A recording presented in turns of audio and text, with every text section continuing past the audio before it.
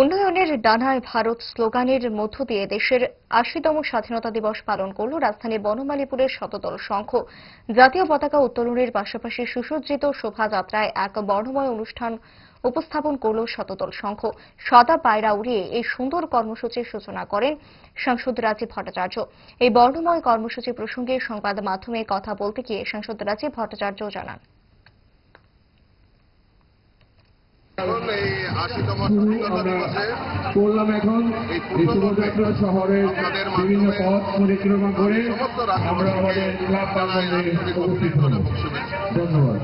বিভিন্ন জায়গাতে আমাদের দেশের প্রধানমন্ত্রীর আহ্বানে ৮০তম স্বাধীনতা দিবস উপলক্ষে এক বর্ণাঢ্য শোভাযাত্রা আপনাদের সামনে দিয়ে এগিয়ে যাচ্ছে।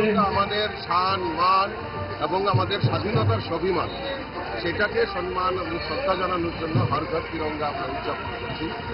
তার পাশাপাশি তিরঙ্গা র্যালি থেকে শুরু করে বিভিন্নভাবে আমরা এই স্বাধীনতা দিবসটাকে উদযাপন করছি। আজকেও তার ব্যতিক্রমী নয়।